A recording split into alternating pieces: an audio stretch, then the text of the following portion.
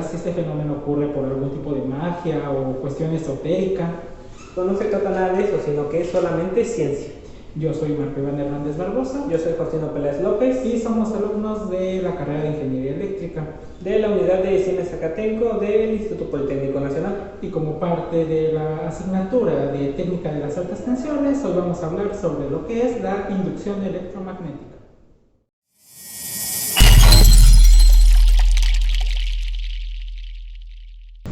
Primeramente, ¿qué es la inducción electromagnética? La inducción electromagnética es el fenómeno que se presenta cuando un campo magnético variable produce una corriente eléctrica a través de un medio conductor y viceversa.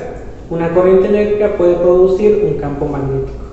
En 1831, Michael Faraday estableció que la tensión eléctrica inducida en un circuito es directamente proporcional al cambio de flujo magnético sobre una superficie. Michael Faraday realizó el experimento donde se tenía una bobina con varias espiras conectado a un galvanómetro. A través de las espiras de la bobina se hacía mover un imán, lo cual producía un campo magnético variable y podía observarse en el galvanómetro una corriente eléctrica a través de la bobina. Para entender este fenómeno es necesario comprender dos conceptos. El primero de ellos es el campo magnético. El campo magnético es un campo en un medio establecido que se produce por la interacción de partículas negativamente cargadas. Podemos tomar como ejemplo un imán. El imán tiene dos polos, el polo norte y el polo sur. El campo magnético es el movimiento de cargas negativas a través del polo norte al polo sur. Puede ser representado por líneas paralelas. El segundo concepto que debemos tener claro es el concepto de corriente eléctrica. La corriente eléctrica es el flujo de partículas cargadas negativamente a través de un medio conductor.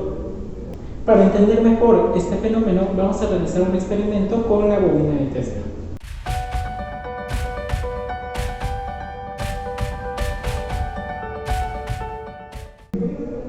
Ahora explicaremos lo que es la estructura de la bobina de Tesla. Lo que tenemos aquí en esta parte es la entrada de tensión, que es alimentada por 127 volts de la red de alimentación doméstica. Tenemos en serie a la entrada del transformador un bombillo que funciona como protección por si se presenta un cortocircuito, este consuma la energía y no se dañe nuestro transformador. A la salida de nuestro transformador tenemos lo que es un expresor que actuará como un interruptor de descarga cuando se cargue nuestro capacitor, nuestro inductor. A la salida de nuestro transformador tenemos conectado en serie lo que es un condensador. Y a la salida de este condensador tenemos conectado en serie nuestra bobina primaria de la bobina de Tesla y esta a su vez va conectada a la segunda terminal del transformador. Lo que ocurre aquí es que el capacitor y la bobina primaria actúan como un circuito resonante, elevando la frecuencia y la tensión de alimentación a parámetros muy altos, elevando la frecuencia y elevando la tensión. En este caso, el circuito resonante funciona en sobretensiones. Para este caso, a la salida de nuestro transformador tenemos 1500 volts. Tenemos aquí nuestra bobina secundaria de la bobina de Tesla, que es inducida por la bobina primaria, elevando aún así más la tensión a la salida. La salida de nuestra bobina de Tesla es considerada en la parte de arriba conectada a una esfera de aluminio y está conectada a tierra. Aquí se puede observar el fenómeno de inducción electromagnética, ya que tenemos en el transformador un fenómeno de inducción al elevar la tensión de 127 a 1500 volts, aprovechando el acoplamiento magnético del transformador que nos da una tensión a una frecuencia similar a la de entrada. Lo interesante de la bobina de Tesla es que en la bobina secundaria no se tiene un acoplamiento magnético, por eso es que está al aire. Al no existir acoplamiento magnético como en el transformador, nuestra bobina secundaria va a resonar a frecuencias distintas a la bobina primaria.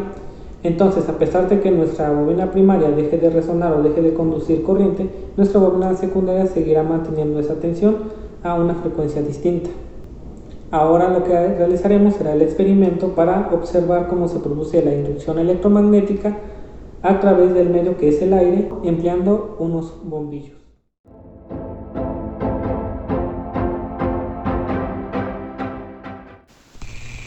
Como podemos observar, al acercar la lámpara fluorescente a la bobina de Tesla, esta va a encender. Entre más cerca esté de la bobina, mayor será la intensidad luminosa. Al ser inducida la bobina secundaria por la primaria, esta genera un campo magnético contrario al generado por la bobina primaria. Este campo produce al interior de la lámpara que los electrones del gas interno se muevan de su órbita y al momento de reacomodarse generan radiación ultravioleta que al incidir con la capa de fósforo produce luz visible. Por otro lado, cuando tenemos una lámpara incandescente se presenta un fenómeno similar al anterior. En este caso, al acercar la lámpara a la bobina, se puede observar que los electrones del gas interno comienzan a producir rayos de color violeta. Estos rayos son los electrones de movimiento, que se desplazan por el campo magnético producido por la bobina secundaria. Para este caso en particular, la corriente fluye por el gas de la lámpara incandescente a través del cuerpo hacia tierra. Es por esto que los rayos se producen de donde tiene contacto con la piel y el filamento de tungsteno. Al acercar más la lámpara a la bobina se puede observar que la intensidad del campo de la bobina secundaria es tal que puede ionizar el aire para alcanzar a la lámpara. Este es el fenómeno de inducción electromagnética. Podemos observar que con el campo generado por la bobina de Tesla generamos una corriente eléctrica a través de las lámparas y a su vez también a través del aire.